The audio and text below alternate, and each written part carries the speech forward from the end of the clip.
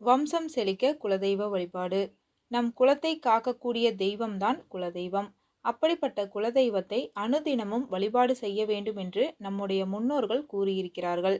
அனுதினமும் வழிபாடு செய்வதோடு நம்மால் ஒரு வருடத்தில் எத்தனை முறை குலதெய்வ கோவிலுக்கு சென்று குலதெய்வத்திற்கு செய்ய வேண்டிய அனைத்து விதமான வழிபாட்டு முறைகளையும் நாம் செய்தால்தான் நம்முடைய குலம் செழிக்கும், வம்சம் செழிக்கும் என்று கூறப்படுகிறது. எத்தனை தெய்வங்களை நாம் வழிபட்டாலும் குலதெய்வத்தின் அருள் பரிபூரணமாக நமக்கு இருந்தால்தான் மற்ற தெய்வத்தின் அருள் நமக்கு கிடைக்கும் என்றும் கூறப்படுகிறது. அப்படி சிறப்பு வாய்ந்த குலதெய்வத்திற்கு எந்த முறையில் தீபம் ஏற்றி வழிபட்டால் வம்சம் செழிக்கும் என்பதை பற்றி தான் பார்க்க போகிறோம். எந்த ஒரு விரதம் இருந்தாலும், எந்த தெய்வத்தை வழிபாடு செய்தாலும், எந்த முயற்சியில் ஈடுபட்டாலும் இவை அனைத்தும் நமக்கு வெற்றிகரமாக நடக்க வேண்டும் என்றால் அதற்கு முதலில் நம்முடைய குலதெய்வத்தின் அருள் என்பது கண்டிப்பாக வேண்டும். எப்படி ஒரு காரியத்தை தொடங்குவதற்கு முன்பாக விநாயகப் பெருமானை வழிபாடு செய்கிறோமோ அதேபோல் குலதெய்வத்தையும் நாம் வழிபாடு செய்தோம் என்றால் அந்த காரியத்தில் எந்தவித தடைகளும் ஏற்படாது என்று கூறப்படுகிறது. நமக்கு இருக்கக்கூடிய தோஷங்களையும் எதிர்மறை ஆற்றல்களையும் தீய சக்திகளிலிருந்து நம்மை பாதுகாக்கக்கூடிய தெய்வமாகத்தான் குலதெய்வம் இருக்கிறது. ஒவ்வொருவருக்கும் தெய்வம் என்ற ஒன்று இருக்கும். அது ஆண் தெய்வமாகவும் இருக்கலாம், பெண் தெய்வமாகவும் இருக்கலாம். ஒரு சிலருக்கு குலதெய்வம் எதுவென்று தெரியாத ஒரு நிலையும் இருக்கும். குலதெய்வம் எதுவென்று தெரியாதவர்கள் தங்களின் இஷ்ட தெய்வத்தை குலதெய்வமாக பாவித்து கொள்ளலாம். அல்லது மதுரையில் இருக்கக்கூடிய 18ஆம் படி கருப்பை குலதெய்வமாக பாவித்து வழிபாடு செய்யலாம்.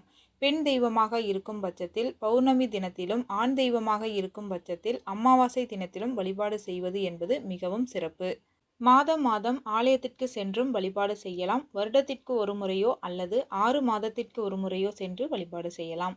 அப்படி குலதெய்வ ஆலயத்திற்கு சென்று குலதெய்வத்திற்கு செய்ய வேண்டிய அனைத்து வழிபாட்டு முறைகளையும் செய்வதோடு இந்த ஒரு தீபத்தையும் ஏற்றி வைத்து வழிபாடு செய்யும் பொழுது நம்முடைய வாழ்க்கையில் இதுவரை நாம் அனுபவித்த கஷ்டங்கள் அனைத்துமே நீங்கும்.